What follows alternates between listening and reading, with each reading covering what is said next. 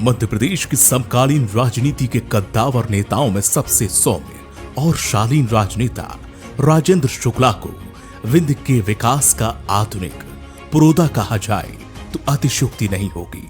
सपने देखना और उसे यथार्थ के धरातल पर उतार कर मूर्त रूप देने का दुर्लभ गुण राजेंद्र शुक्ला जैसे विरले राजनेताओं में ही है। राजनीतिक दांवपेच के बिना ही सत्ता और संगठन के गलियारों में धमक बनाकर राजेंद्र शुक्ला ने साबित कर दिया है कि उन्हें दांवपेच भले ही ना आते हो, लेकिन प्रारब्ध की प्रबलता को पुरुषार्थ की सामर्थ्य में बदलने का हुनर बखूबी आता है। भाजपा ही नहीं बल्कि प्रदेश की राजनीति के कद्दावर नेताओं में गिने जाने वाले राजेंद्र शुक्ला ने अपने व्यवहार से इस परसेप्शन को गलत साबित कर दिया है कि चांदी की चम्मच मुंह में लेकर पैदा होने वाले पथरीली जमीन पर चल नहीं पाते हैं। राजेंद्र शुक्ला ने खुद अपने लिए बिछे रेड कारपेट को हटाकर पथरीली जमीन पर चलते हुए इतना लंबा रास्ता तय कर लिया कि आज भी भाजपा के नीति नेताओं में गिने जाने लगे।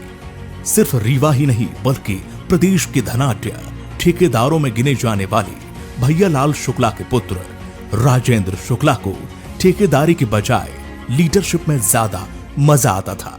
तभी तो वे 1986 में तब रीवा की इंजीनियरिंग कॉलेज के छात्र संघ अध्यक्ष बन गए, जब छात्र संघ अध्यक्ष का चुनाव किसी एमएलए के चुनाव से कम दमखम वाला नहीं होता था।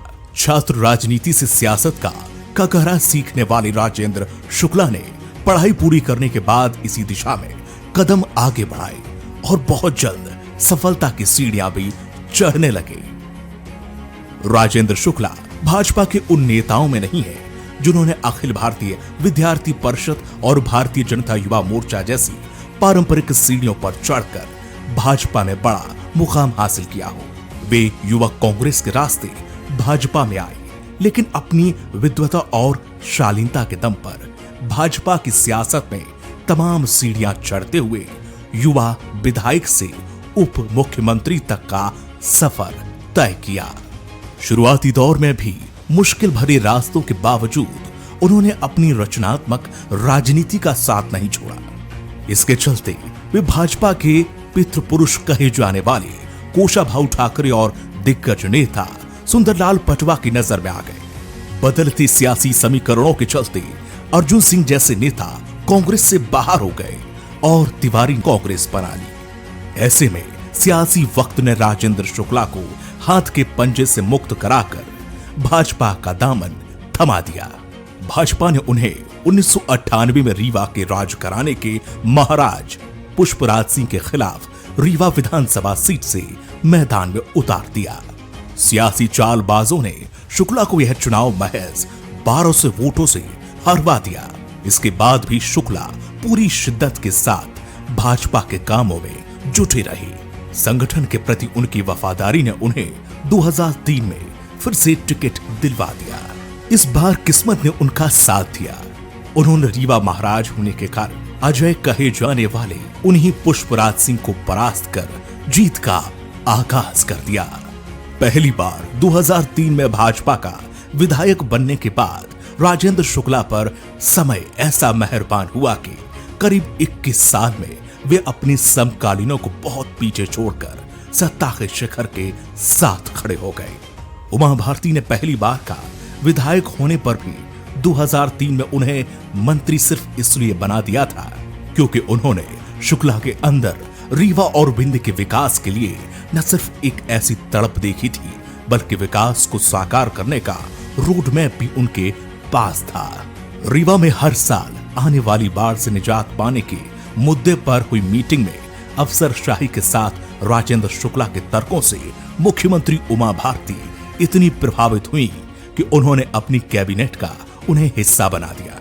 उमा भारती के जाने के बाद वे बाबूलाल गौर और शिवराज कैबिनेट का हिस्सा नहीं बन पाए क्योंकि पहली बार के विधायकों को मंत्री नहीं बनाने का पार्टी का सिद्धांत आड़े आ गया। लेकिन उसके बाद तो शिवराज कैबिनेट उनके बिना अधूरी मानी जाने लगी। वे न सिर्फ कैबिनेट का हिस्सा बनते रहे बल्कि महत्वपूर्ण विभागों की जिम्मेदारी भी उन्हें मिलती रही। उन्होंने अपनी हर जिम्मेदारी का डायवर्सन रीवा के विकास के लिए करना शुरू कर दिया। ऐसे में Rewa bypass, Mukundpur white tiger safari, देश का सबसे बड़ा रीवा सोलर प्लांट, रीवा में माखनलाल चतुर्वेदी पत्रकारिता विश्वविद्यालय का स्टडी सेंटर, रीवा शहर की सड़कों का कायाकल्प, शहर का सौंदर्यीकरण, रीवा में औद्योगिक केंद्र, रीवा हवाई पट्टी की बेहतरी, शहर में कृष्णा कपूर राज कपूर ऑडिटोरियम जैसे तमाम ऐसे काम हुए जिन्होंने राजेंद्र शुक्ला के सियासी फलक को बहुत बढ़ा दिया। भाजपा को 2023 के चुनाव में मिली प्रचंड सफलता के पीछे बेविंद विजय है। पिछली बार से एक सीट ज्यादा यानी 25 सीटों पर परचम लहराया। भाजपा के शीर्ष नेतृत्व को विंध्य के राजेंद्र शुक्ला की महत्ता समझ आई। इस समझ के पीछे वो 2 साल महत्वपूर्ण हैं जिन्हें राजेंद्र जी ने धैर्यपूर्वक बिताए। मुख्यमंत्री पद पर मोहन यादव के साथ उप मुख्यमंत्री पद के लिए राजेंद्र शुक्ला का नाम घोषित हुआ तो प्रदेश के लोगों को आश्चर्य नहीं हुआ। लगभग हर एक जुबान से यही निकला कि वे डिजर्व करते हैं। राजेंद्र शुक्ला आज प्रदेश के स्वास्थ्य व चिकित्सा शिक्षा मंत्री हैं। यह उत्कर्ष सेवा का क्षेत्र है। 6 महीने के भीतर ही स्वस्थ प्रदेश स्वस्थ जन का रोड मैप तैयार हो गया। 40,000 से ज्यादा रिक्तियों पर भर्ती प्रारंभ हो गई। पंचायत स्तर तक स्वास्थ्य सेवाएं पहुंचे, इसके जतन शुरू हो गए। हर जिले में मेडिकल कॉलेज खुले, इसके लिए युद्ध स्तर पर काम जारी है। राजेंद्र शुक्ला 100% परिणाम देने के लिए जाने जाते हैं, इसलिए आज उन्हें विजन, मिशन और एक्शन का पर्याय कहा जाता है। बड़ी खामोशी के साथ दिए गए लक्ष्य को सिर्फ छूना नहीं बल्कि पार करना उनकी खासियत है। विनम्रता के साथ मुस्कुराकर दिल जीत लेने की कला में यह काफी माहिर है।